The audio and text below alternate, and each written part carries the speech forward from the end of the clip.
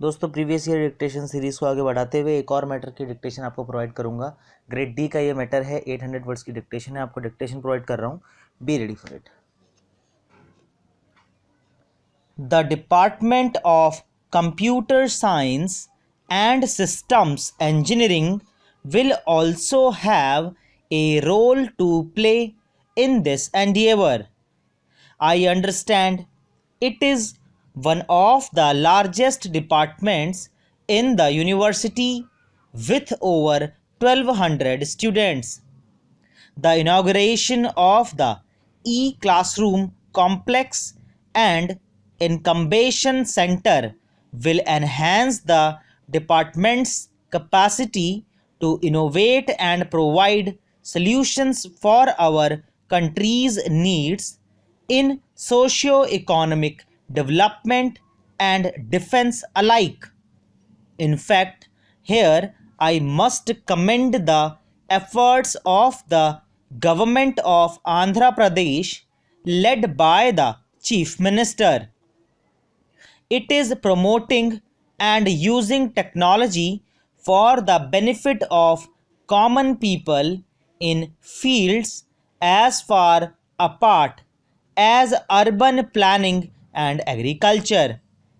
Ladies and gentlemen, the overall gender imbalance in our scientific and technological institutions continues to be a concern. In this context, I am happy to note that 40% of the students at this university are girls.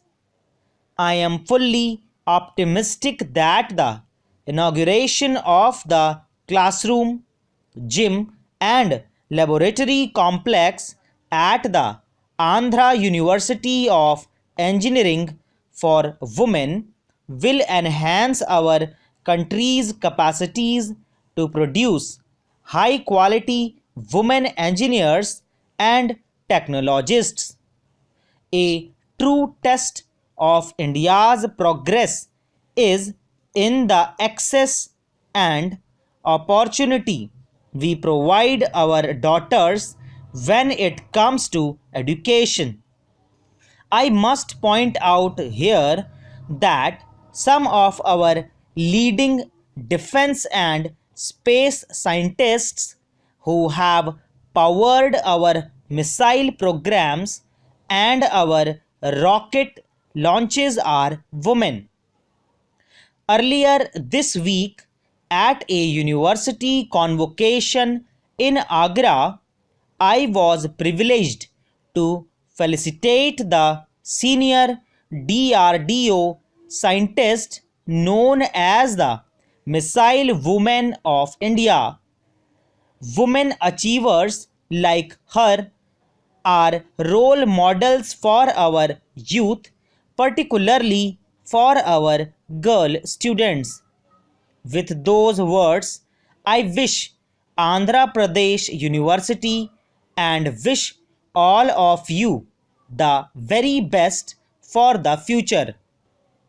May the university continue to be a technology hub for our country, and may its technologists, both men and women, continue to help in the building of our defense research capabilities. This is my first visit to Mizoram after being elected President of India. I am truly happy to be here and thank the Speaker, the Deputy Speaker, the Chief Minister, and all the other members of the Mizoram Legislative Assembly for inviting me to address this House. Mizoram is special in India. It stands out for a very mature and dignified political culture.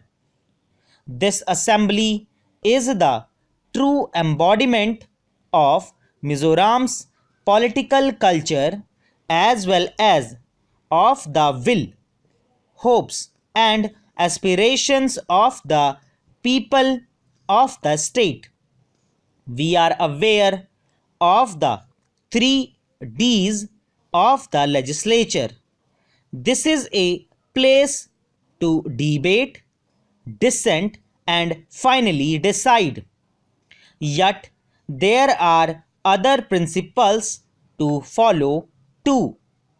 Ideally, the functioning of the legislature should be marked by dignity and decorum, and the political system should not allow differences to become disputes.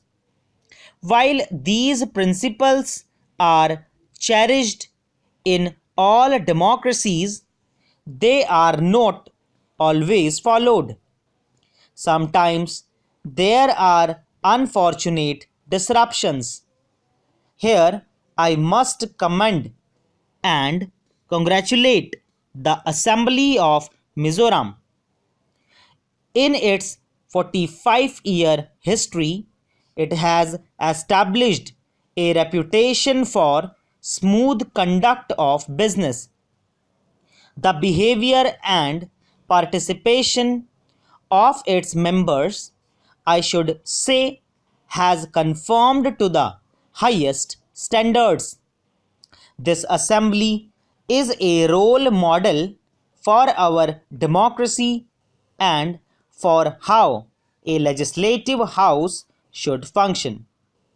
The sense of honor and dignity that one sees in public life in Mizoram is heartwarming.